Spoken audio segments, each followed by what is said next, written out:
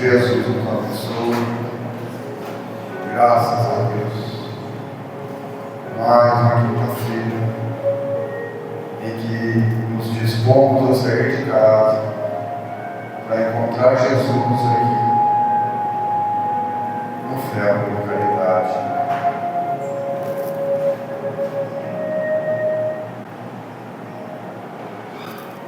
Vamos ler nossa mensagem.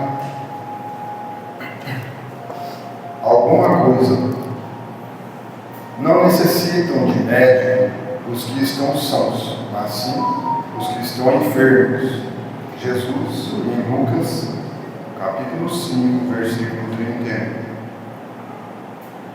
Aí Emmanuel, trabalhando esta frase de Jesus, diz assim: lembra-te dos que transitam no mundo entre dificuldades maiores que as tuas.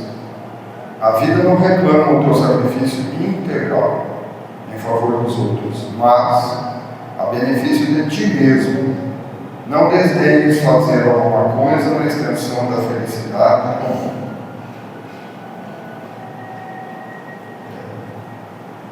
Me permita aqui lembrar o Chico Xavier, que dizia assim: quando eu ajudo as pessoas, eu estou ajudando a mim mesmo. Vamos fazer a nossa prece.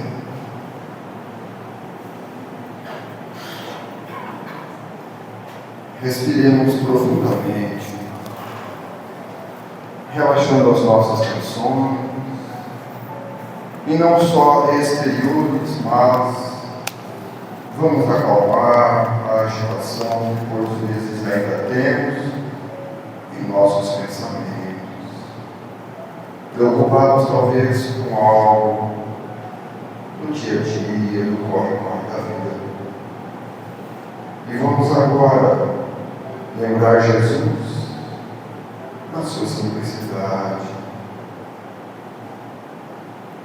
quando chegou à terra.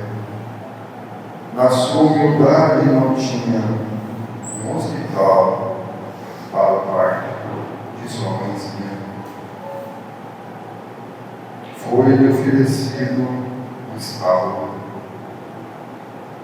e ele chegou ali em meio aos animais e cresceu e nos trouxe a mensagem que liberta a nossa alma, que nos liga com Deus, que valoriza a nós mesmos, erguendo-nos para seguirmos adiante, porque Deus nos fez para sermos felizes. E aqui, Senhor, neste instante, reunidos em Teu nome, te agradecemos a bênção da vida, te agradecemos a oportunidade de aqui estarmos. Talvez algum problema tenha nos trazido aqui. Então, Senhor, nós te pedimos, ampara-nos em nossas necessidades individuais de cada um de nós, encarnados e desencarnados, que aqui nos encontramos. Pedimos iluminar a nossa alma e auxiliar a todos nós, a fim de que possamos fortalecer a nossa fé, para vencermos a nós mesmos na luta da vida. Que assim seja, graças a Deus. É a primeira vez que o nosso irmão vem ter conosco aqui. Vamos ligar com bastante amor. Ele é lá do Centro Espírita Bezerra de Menezes de Jales. Então que Jesus o ilumine e abençoe a todos nós. Você fica com vontade.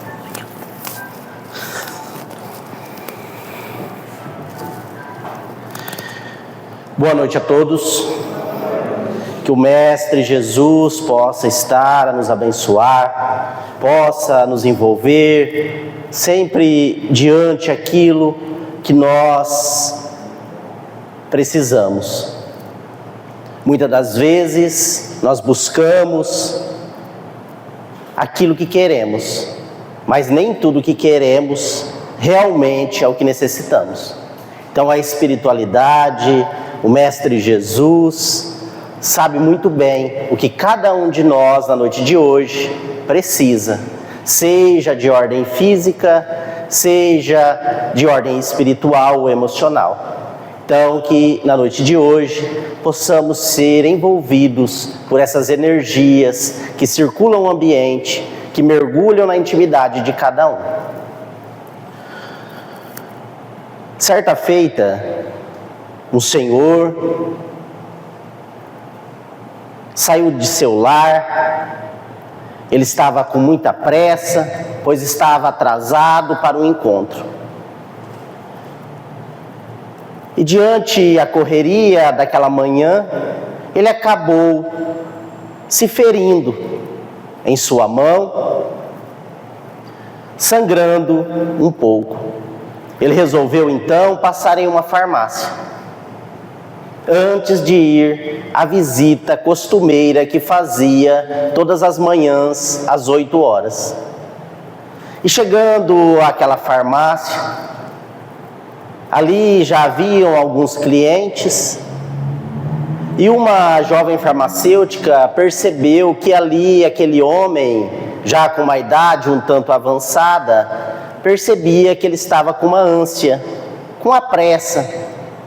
Ela percebendo, ela o convidou para ir a uma sala ao lado, ali para fazer o curativo. Mas diante da sua curiosidade, ela acabou perguntando: eu percebo no senhor que está com semblante de pressa, um tanto que ansioso. E ele relata àquela jovem farmacêutica, ele diz: o motivo é que eu estou atrasado. Já é quase 9 horas da manhã, e o meu compromisso se faz todos os dias, inclusive sábado e domingo e feriado, ao qual eu me desloco do meu lar e vou a uma casa de repouso visitar a minha esposa, que lá se encontra há alguns meses.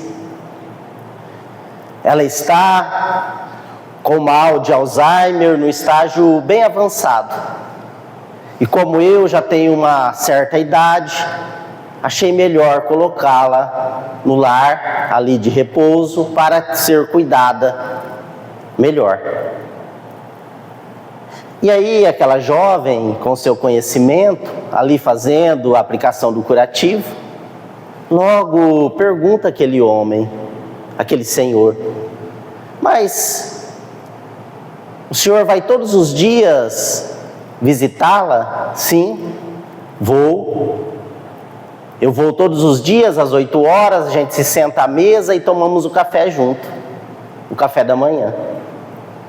Mas aquela jovem vai perguntar e dizer assim: mas o senhor me relatou que a sua senhora, que a sua esposa, ela está com mal de Alzheimer e um estágio avançado. Pelo que conheço, há perda da memória. Provavelmente ela não deve conhecer o senhor. E ele disse: sim, sim. Por muitas das vezes eu sento ali à mesa com ela e ela pergunta: quem é você? E aí aquela jovem diz àquele senhor: se ela e muitas das vezes não reconhece, por que faz questão então de estar todos os dias pontualmente ali para tomar o café com ela? E ele fala uma frase que serve para a reflexão, o início da reflexão da noite. Ele diz: neste momento, ela não me reconhece, mas eu a reconheço muito bem. Por isso, faço isso todos os dias, com maior carinho e com maior amor. Então, na noite de hoje, nós viemos trazer um pouquinho sobre esta palavra, este sentimento, de tão poucas letras, mas que de tão grande profundidade há. mas que nós precisamos compreender o que é o verdadeiro amor.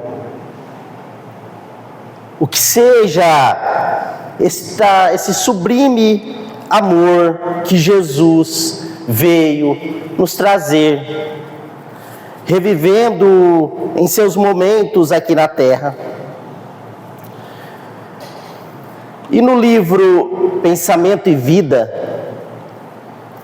lá o Emmanuel vai dizer assim: o amor é o plasma divino com que Deus envolve tudo que é criado. O amor é o hálito dele mesmo penetrando o universo. Então, o amor é o plasma divino. O amor, tudo envolve, tudo que foi criado por Deus é envolvido pelo seu amor. Mas que amor que muitas das vezes é confundido ao amor da cena da novela, do filme, da poesia, enfim, muitos momentos onde talvez se confunde paixão com amor. Há criaturas ainda acreditando que o amor, muitas das vezes, faz parte dos vícios humanos.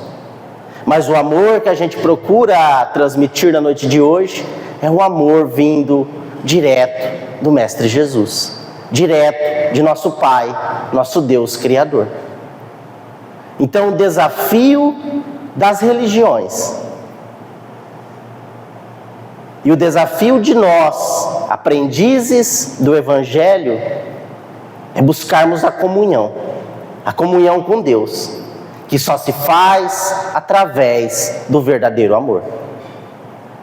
É interessante que os Espíritos vão nos falar, quando a gente vai entender um pouquinho, ou querer entender um pouquinho do que é o amor, ele fala que por breves segundos, o amor que se compara de Deus conosco, em breves, mas muito breves segundos, seria o amor de uma mãe ou de um pai devotado ao seu filho. De maneira estrondosamente rápida. No patamar evolutivo em que nós nos encontramos, daria para entender um amor abnegado de uma mãe ou de um pai, quando ele deixa o seu egoísmo de lado, deixa o seu orgulho de lado, para atender ao seu filho. Agora imagine Deus, nosso Pai, nosso Criador, ao qual o Mestre Jesus vai nos dizer: qual o pai que o filho pede um pedaço de pão e este dá-lhe uma pedra? Qual o pai em que o filho pede um pedaço de peixe e este lhe dá uma serpente? Jesus vai dizer: se os pais humanos da terra não o fazem, imagina o Deus, Criador de tudo e de todos. Então Ele nos ama e nos quer bem, Certa feita, perguntaram a Chico Xavier, pois sabemos que o Chico levava a caridade, levava o amor àqueles corações. E uma das visitas de Chico em uma penitenciária, pois lá, muitas das vezes, ele fazia o evangelho com aqueles que estavam ali por detrás das grades. Ele foi ali perguntado por uma senhora, dizendo: Chico, você que tem uma mediunidade um tanto que aflorada, quando você vai a esses lugares como penitenciárias, como cadeias, provavelmente ali você vê muitos obsessores. Deve ser um lugar muito sombrio, muito escuro, muito denso, porque ali é um lugar onde há maldade. Então provavelmente você vê muitos obsessores ali. E ele diz: não vejo. Ali eu vejo muitas mães que já se encontram no plano espiritual chorando pelos seus filhos que ali estão presos, que se deixaram cair pelas teias do egoísmo, do orgulho, da maldade, da influência de espíritos ainda ligados ao mal. Ali eu vejo esses corações de mães que choram pelos seus filhos. Os obsessores já não estão mais lá, porque já fizeram a sua parte. Agora ficam as mães chorando. Então é esse amor que buscamos espelhar. No livro Antologia Mediúnica do Natal, uma conversa entre Jesus e Simão Pedro.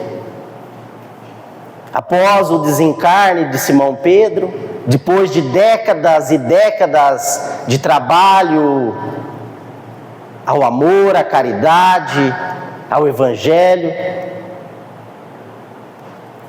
então Jesus passa alguns dias com um amigo ali naquelas paragens maravilhosas do mundo espiritual, mas chega um momento em que Jesus fala para Simão Pedro: olha, Simão, meu amigo, você pode permanecer aqui pelo tempo que desejares, pelo tempo que desejares, pode descansar o tempo que quiseres, porque eu, Simão, voltarei à crosta da terra, porque no dia de hoje novos cristãos serão martirizados, e eu faço questão de estar lá para recebê-los, porque enquanto houver uma lágrima na terra, eu faço questão, Simão, de estar lá.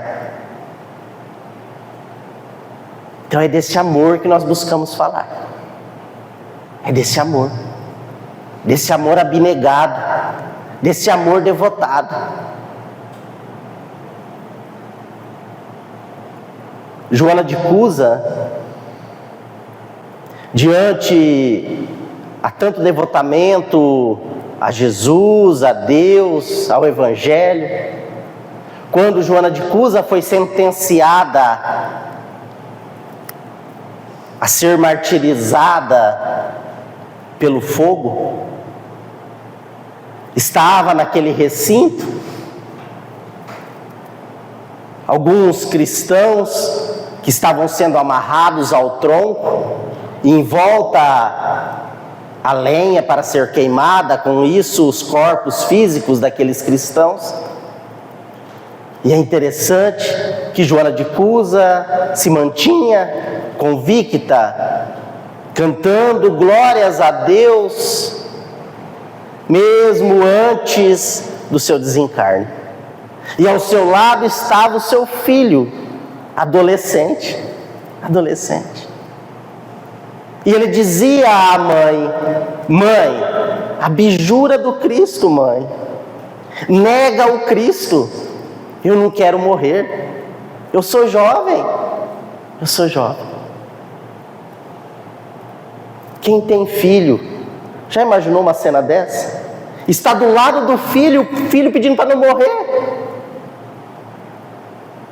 Qual seria a nossa posição? E Joana vai dizer assim: cala-te, você não sabe o que está falando. Você não sabe o que está falando. E neste momento, o soldado que estava ali imbuído para colocar fogo àqueles cristãos, perguntou a Joana: o teu mestre só te ensinou a morrer? E ela diz o seguinte: não, ele me ensinou a te amar. Olha que lindo, gente. Ele me ensinou a te amar, como Jesus ensinou a cada um de nós. Porque o grande professor vai ao encontro dos alunos, quando os alunos o pedem. Ele não faz questão de descer a escada para ajudar o aluno, porque ele quer que o aluno suba com ele. E quantas vezes Jesus desceu do nível evolutivo em que ele estava, se fez carne e habitou entre nós. porque é o verdadeiro professor, a ensinar os alunos que somos nós. Mas quantos ainda tampam os ouvidos? Mesmo no século 21, quantos não são aqueles que não querem ouvir a mensagem, que ecoa, que chama, que convida? Mas quantos ainda se fazem de surdos, negligenciando a verdadeira salvação? Pois o Kardec vai nos dizer: fora da caridade não há salvação, não há redenção. E o que é a caridade se não é a forma sublime do amor em atividade? Essa é a verdadeira caridade, essa é a verdadeira. E é interessante que, para entendermos um pouquinho sobre o que é esse amor, nesse mesmo livro, Pensamento e Vida, do Emmanuel, lá na lição 30, é intitulado Amor. E aí a gente vai pegar alguns pedaços bem curtos para a gente entender o que é esse verdadeiro amor.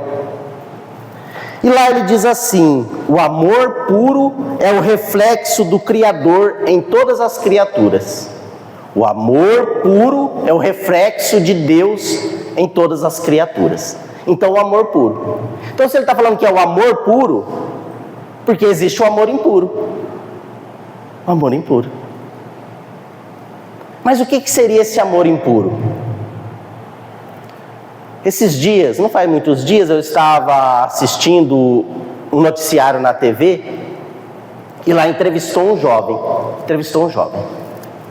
E o repórter dizia assim, perguntava assim: por que você matou ela? Por que você tirou a vida dela? Sabe qual foi a resposta dele? Porque eu amo ela demais. Gente, que amor é esse que mata? Que amor é esse que mata? Isso não é amor? Isso não é amor. Isso é um amor impuro. É o amor repleto de egoísmo. É o amor repleto de orgulho, ao qual o outro tem que me servir.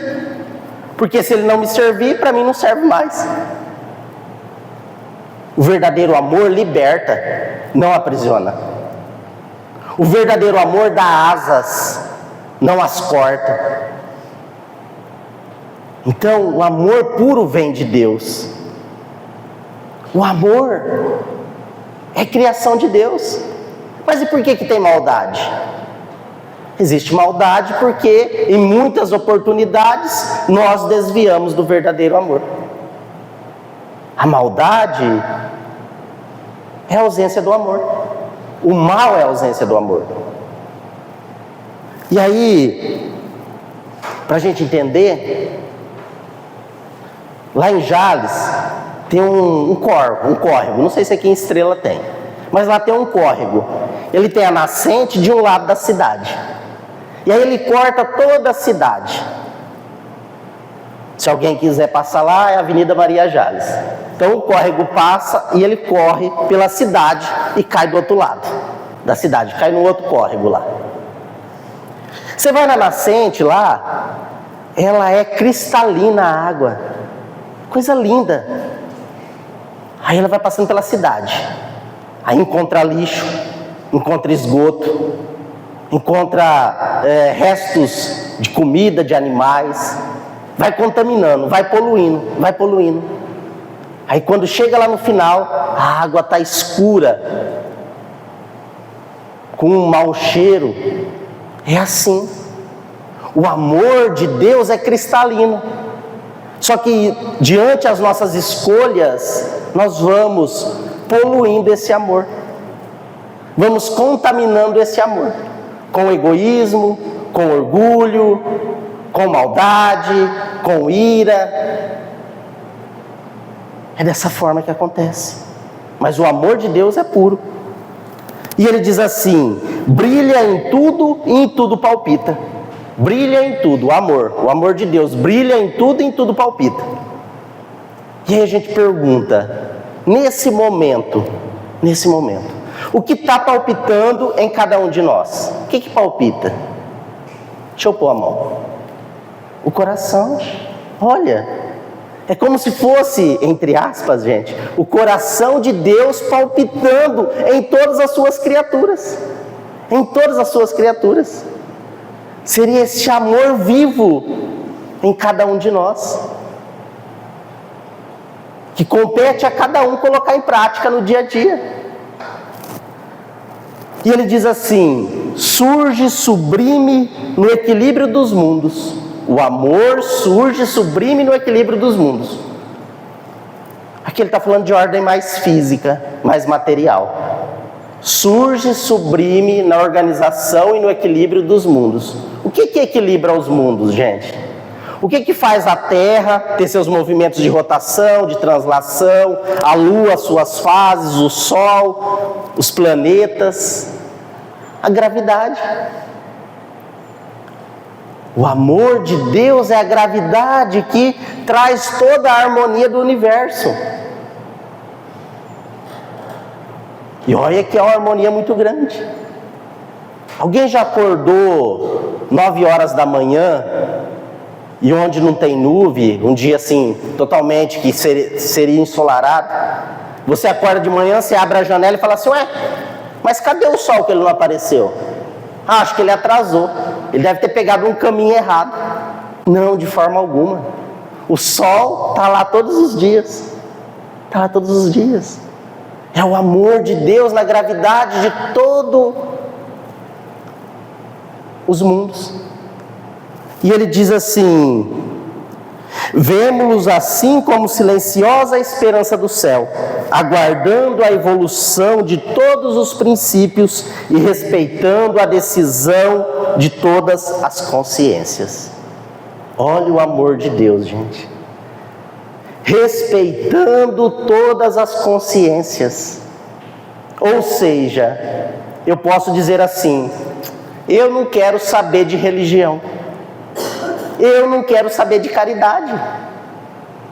Deus vai respeitar, porque nós temos o livre-arbítrio. Então Ele respeita as nossas decisões, até um certo ponto, mas respeita. Porque Ele ama todos iguais. Ele ama o caridoso da mesma forma que Ele ama aquele que comete crimes. Ele ama igual, porque se Ele não amasse igual, Ele não seria Deus. Não seria Deus. Então Ele ama todas as consciências, gente. E Ele sabe que um dia essas consciências serão totalmente amorosas. Totalmente. Nós fomos criados para sermos santos. É como se fosse assim, um lugarzinho preparado para a nossa evolução. Um quartinho assim, com uma cadeira escrita assim: Anjo Aguinaldo. Anjo Aguinaldo, olha que maravilha. Perspectiva de chegada a ser anjo. Daqui uns 10 bilhões de anos. Porque, a gente sabe, eu sei que eu erro muito. Agora, se fosse algum de vocês, seria bem menos, tá? 2 milhões só, tá bom? Mas um dia nós vamos chegar. Todos nós vamos chegar. Nós somos sentenciados a sermos anjos, a sermos espíritos evoluídos. Vai demorar? Pode ser, mas vamos chegar. E aí ele diz assim: mercê de semelhante bênção, cada ser é acalentado no degrau da vida em que se encontra. Cada ser é acalentado no degrau da vida em que se encontra. Então Deus ama desde o verme ao anjo, de forma igual. Só que cada um no seu degrau de vida em que se encontra. A maneira em que se encontra. Mas Ele ama a todos. E é interessante que o Emmanuel utiliza a palavra acalentar. O que é acalentar, gente? Acalentar é dar carinho, é fazer aquele cafuné. Não sei se alguém aqui já é vô ou avó. E aí tem aquele netinho, aquela netinha lá dos 3 aninhos, 4 aninhos, 3 aninhos. E aí chega perto do vovô e da vovó e diz assim: vovô, vovó, pronto. já se derrete tudo. Já fala assim, já sabe falar meu nome. Aí dá um papel para ele fazer um desenho, aí pega um giz de cera, né? Aí faz uma rabisqueira danada e fala assim, olha, é uma flor. Nossa, esse menino é um artista. É nada, é um rabisqueiro danado. É um rabisqueiro danado. Mas é o carinho, é o cafuné, é o acalentar. É como se fosse Deus olhando para mim, tá, gente? Eu vou usar eu como exemplo. Fala assim, olha o Aguinaldo lá tá errando, tá? Olha lá. Mas eu amo ele. Ela tá fazendo tudo errado de novo. Mas eu amo ele. Eu acalento ele. E ele acalenta cada um de nós. Basta, como Jesus disse, termos ouvidos para ouvir e olhos para ver. E olhos para ver. E aí ele diz assim, herdeiro dele que somos. Herdeiro dele que somos. Olha, nós somos herdeiros de Deus, do seu amor. Tem uma frase interessante que eu já vi no para-choque de caminhão, escrito assim, não sou o dono do mundo, mas sou filho do dono. E é verdade, gente. Nós somos filhos do dono. Quem que é o dono do mundo? Não é Deus? Não é Deus? Quem que é os filhos dele? Não somos nós? Herdeiro dele que somos. Então nós vamos herdar o amor de Deus. Vamos herdar. Mas como herdeiros, o que nós estamos fazendo com o amor que ele nos presenteia? O que nós estamos fazendo, gente? O que nós estamos fazendo com a natureza? O que estamos fazendo com o nosso semelhante? O que estamos fazendo da nossa vida, da nossa caminhada? Porque somos herdeiros do dono. Somos herdeiros. Herdeiros do dono. E é difícil não falarmos do amor e não citarmos o verdadeiro poema de amor já psicografado aqui na Terra. Existe um poema, né, que foi psicografado por Paulo de Tarso e endereçado ao pessoal de Corinto, que logo mais chegou aos corações de todos aqui da humanidade, ou quase todos. Então o maior poema cristão está no Evangelho, está nos textos sagrados, está até, gente, em música.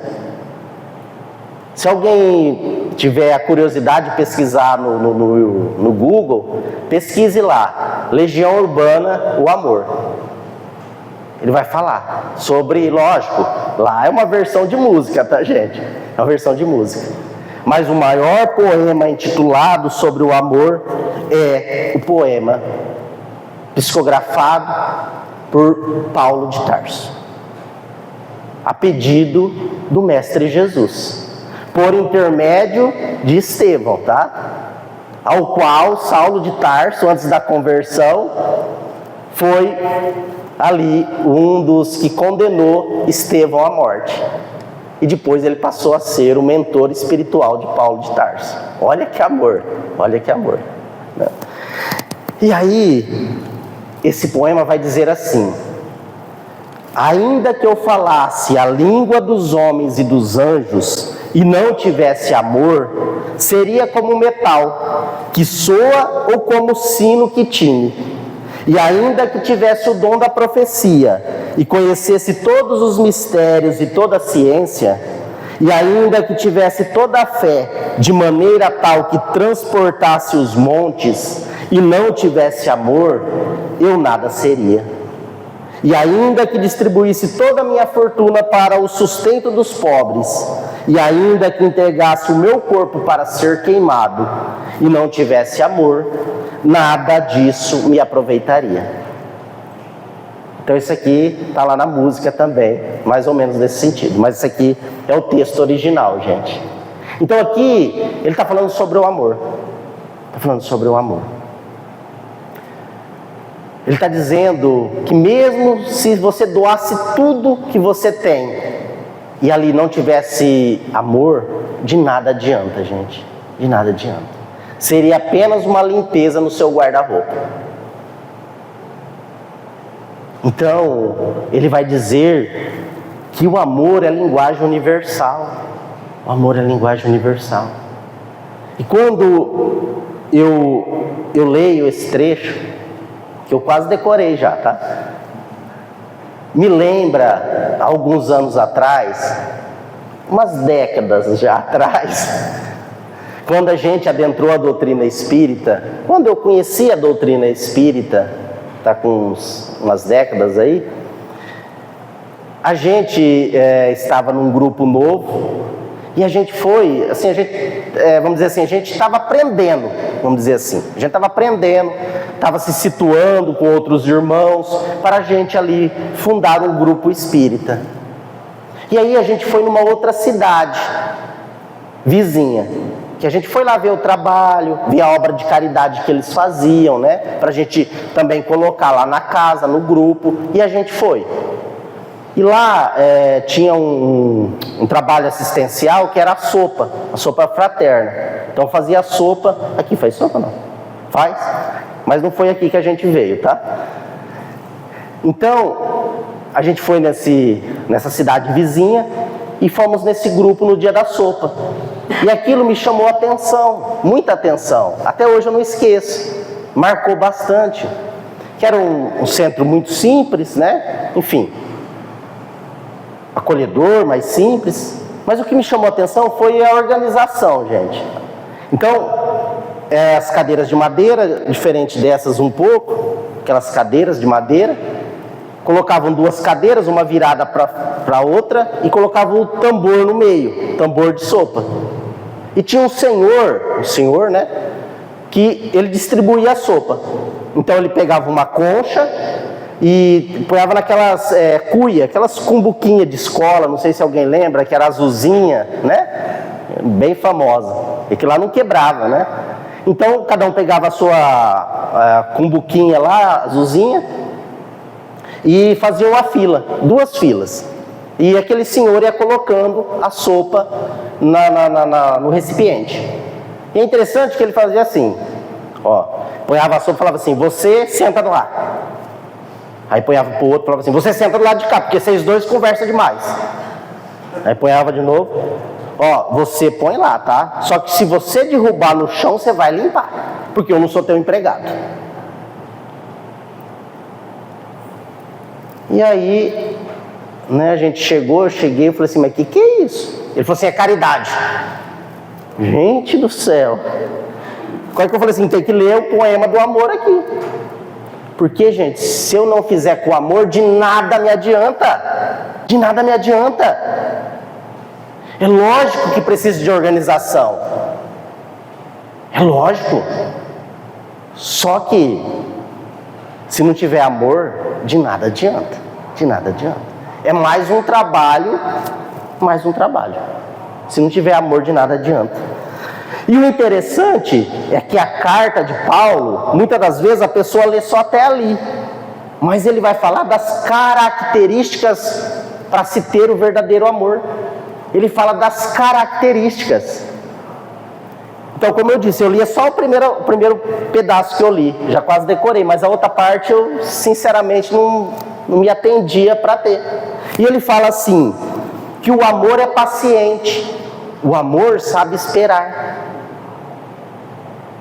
Isso me recorda de Humberto de Campos, o irmão X. Humberto de Campos, em uma de suas historinhas, né? Ali fictícia, mas muito engraçada, por sinal. Ele fala que um homem foi conversar com Deus. Ele fala. E o homem queria saber algumas respostas de Deus. E ele chegou perto de Deus e começou a falar assim, ó, Pai grandioso, eu queria saber algumas coisas do Senhor, já que o Senhor é Criador de tudo.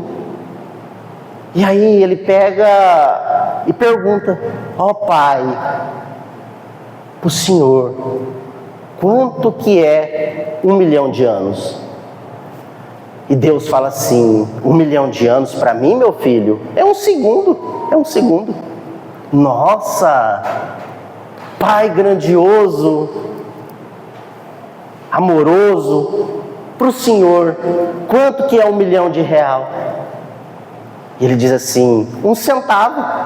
Nossa, ó Senhor, ó Pai querido, dá-me 1 centavo. E ele fala assim, espera 1 segundo. O amor é paciente, gente, sabe esperar. O amor é prestativo. O amor é prestativo. O amor não fica cobrando quando não deve. Uma senhora adentrou em uma loja. Era uma senhora que ela tinha problemas muito sérios com obesidade. Ela tinha um problema muito sério. Ela era muito obesa. E ela entrou numa loja. E a hora que ela entrou na loja, a vendedora já ficou um tanto que ansiosa. Porque a vendedora sabia que ali não ia ter nada que servisse naquela senhora. E a senhora ficou, olhou ali, olhou lá. Aí chegou perto da vendedora e disse assim, eu já percebi que aqui não tem nada para mim mesmo, né? E a vendedora disse, lógico que tem. Quem disse que não? Quem disse que não? Vem aqui que eu vou te dar um abraço. Aqui tem um abraço. E vestiu aquela mulher com um abraço. Ela saiu sorridente do lugar. Então o amor é prestativo. O amor não é invejoso. O amor não é invejoso. Tá eu e o meu amigo do trabalho. Os salários são os mesmos, o meu e o dele. Só que o diferente é que a família dele é bem maior que a minha. E só quem trabalha é ele na família dele e eu na minha. Só que eu tenho um sonho de comprar aquele carro, tal, assim, né? E passa um tempo, quem compra o carro? O meu amigo. Mas o amor não é invejoso, não é. Aí eu chego perto e falo assim, nossa, você comprou? Em quantas vezes você parcelou? Aquela inveja. Aí para não ficar para trás, né, que a gente busca ser espírita, a gente fala assim, mas você merece, né? Mas aquilo é pontinha de inveja. O amor não é invejoso. O amor não se ostenta. O amor não se enche de orgulho. Nossa, mas você fez isso comigo? O tanto que eu dedico a minha vida para você. Muitas das vezes eu vejo as mães falar isso, viu? Para os filhos. Nossa, eu dedico a minha vida. Quantas noites sem dormir? E agora você faz desse jeito? Por que você não é igual ao teu irmão, que não dá trabalho?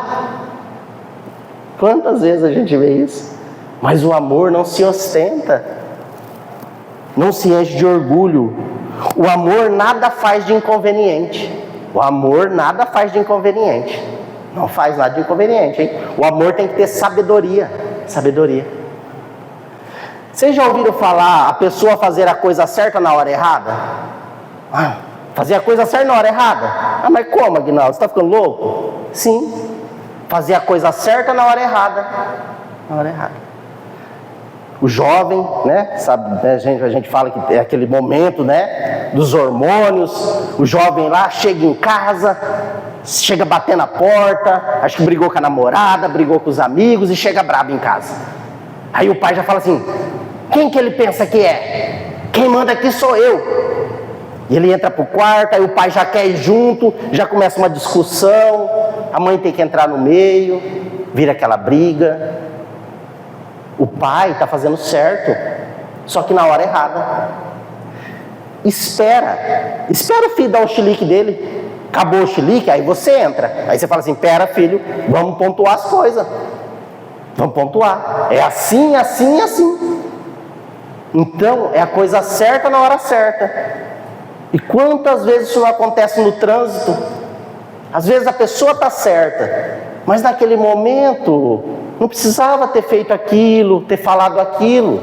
Fala depois. Fala depois. Espera. E tantas outras ocasiões. Então temos que fazer a coisa certa na hora certa. Isso é amor sábio, amor com sabedoria.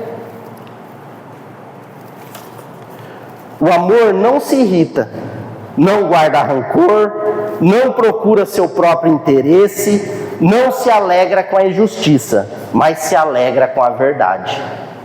O amor tudo desculpa, tudo crê, tudo espera e tudo suporta.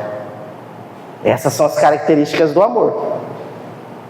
Eu sei que vocês, eu não consigo, mas eu sei que vocês já conseguem fazer tudo isso. Eu sei que vocês já conseguem. O amor tudo desculpa, tudo crê, tudo espera e tudo suporta. Tudo suporta. Esse é o verdadeiro amor.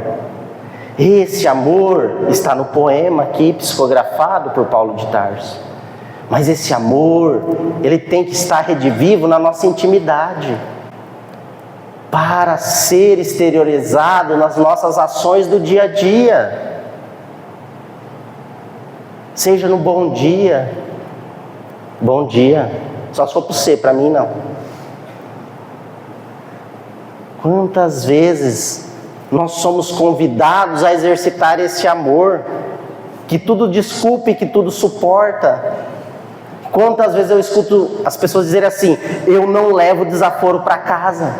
Olha, está uma distância longa ainda. Leve o desaforo para casa sim. Depois com a cabeça calma, cabeça fria, né? Até o Chico dizia isso quando ele falava da água da paciência, né? Coloca um copo de água na boca, conte até 10. Se não der, conta até 50. Conta até 100. Até 1000, se precisar. Até esfriar a cabeça. Esse é o processo em que nós, alunos, precisamos exercitar no dia a dia. Precisamos exercitar. Para a gente finalizar, uma mulher, uma senhora, ela tinha um filho. Seu filho tinha 21 anos. O seu filho entrou num processo depressivo, envolveu-se com algumas coisas e acabou se suicidando. Ele acabou se enforcando com 21 anos de idade. O seu único filho. Ela que era separada do marido e morava com o filho. E o filho acabou desencarnando pelas portas do suicídio. E aquela senhora entrou num processo de tristeza, de melancolia, de depressão. Passou-se um tempo e ela descobriu a doutrina dos espíritos. Ela começou a se interessar. Ela lia, ela frequentava a casa espírita lá do Ceará, que ela morava no Ceará. E lá no Ceará ela descobriu um médium que psicografava cartas, aqui de Uberaba, em Minas. E ela falou: eu quero conhecer esse médium.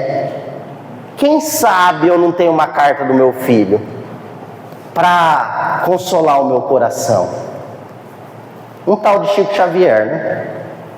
E aí ela marcou o voo, o hotel, e ela veio lá do Ceará até Uberaba. Chegou ali, ela chegou à noite, foi no hotel, e logo pela manhã ela foi na casa ali, no centro espírita que o Chico atuava, lá em Uberaba. E chegando lá, era bem cedo, os trabalhadores estavam fazendo uma limpeza ali, porque logo à tardezinha, início da noite, começava a atividade de psicografia. E aí ela passou a saber como que era a atividade e tudo mais, e aí foi esclarecida pelos trabalhadores que o trabalho começava ali pelas 6, 7 horas da noite, mais ou menos. Só que, como era bastante gente, então era distribuído senhas, gente. Fichas, senhas, porque era muita gente. Quem já foi lá sabe o que eu estou dizendo. Então, era muito costume distribuir 30 senhas, todos os dias ali que tinha atividade de psicografia, de cartas. Então, 30 senhas. Como ela estava ali logo e ela contou a sua história, o trabalhador deu a senha número 1 para ela. E ela voltou para o hotel. Quando foi o horário, já à tardezinha, início da noite, ela retornou. E já tinha aquele monte de gente, é claro. Mas ela estava com a senha, com a ficha número 1. E aí ela já ficou ali na frente para ser chamada pelo Chico. Quando estava próximo ali a começar o processo de psicografia, chegou em um carro uma outra mulher. E a mulher desceu doida, chorando, gritando, estava totalmente enlouquecida. A mulher gritava, chorava, e ela dizia: eu preciso estar com o Chico hoje, eu preciso de notícia dos meus filhos. Os meus 2 filhos estavam em viagem e acabou colidindo com um caminhão. E os 2 filhos desencarnaram. Os 2 desencarnaram. Os 2 filhos que ela tinha. Desencarnou os 2, fatalmente. E aí, ela estava louca, ela precisava. E aquela senhora que estava com a ficha número 1, pensou, sabiamente, e ela disse assim, consigo mesma, ela falou assim: eu tinha um filho, ele teve a escolha, ele podia ter escolhido não se suicidar, mas ele escolheu o suicídio. Agora, ela tinha os 2, e eles não escolheram bater no caminhão, o caminhão desgovernado bateu neles. E ela pegou e entregou a sua senha para aquela senhora. E foi embora. Foi embora. Lógico que muito triste, né? Quem não iria? Sair lá do Ceará, como ela tinha marcado já o voo para o outro dia de manhã, ela voltou ao hotel para dormir, tentar dormir um pouco, e no outro dia pela manhãzinha já pegaria o voo de volta ao Ceará. Eram 2 horas da manhã, gente. Eram 2 horas da manhã. Aquela senhora estava dormindo quando bateram a porta. Era um trabalhador da casa onde o Chico atuava. E aquele trabalhador disse assim: olha, o Chico mandou chamar a senhora. Ele quer conversar com a senhora.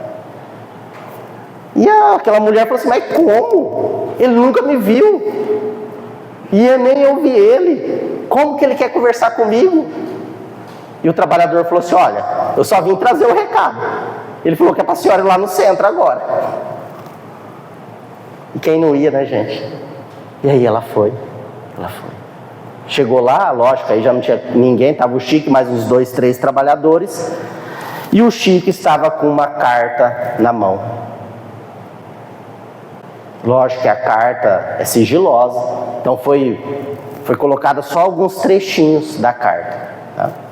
E a carta dizia assim: mãe, muito obrigado pelo gesto de amor que a senhora fez algumas horas atrás.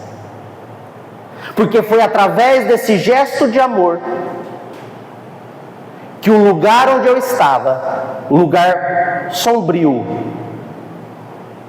escuro, denso, entristecedor, o lugar em que eu estava, através desse gesto de amor, apareceu em minha frente um homem todo branco, dizendo assim: eu vim te resgatar, eu sou o Emmanuel, eu vim te buscar desse lugar. E eu vim com ele, mãe, eu vim com ele. Por isso eu quero te agradecer do fundo do meu coração pelo gesto de amor que tivestes alguns momentos atrás. Porque foi esse gesto de amor que me tirou daquele lugar, que eu tenho certeza que agora eu não vou voltar mais para lá, porque eu estou acolhido junto a esses irmãos. Muito obrigado. E a carta prossegue sigilosamente, mas nos traz a reflexão, gente, que um gesto de amor cobre uma multidão de pecados. Que possamos fazer esse amor redivivo no nosso dia a dia, esse verdadeiro amor que vem de Deus, nosso Pai, nosso Criador, ao encontro de nós, alunos, aprendizes, no caminho certo da verdadeira vitória, que é da aplicação do Evangelho no nosso dia a dia. Que Ele nos abençoe e nos ampare hoje e por todo sempre. Que assim seja.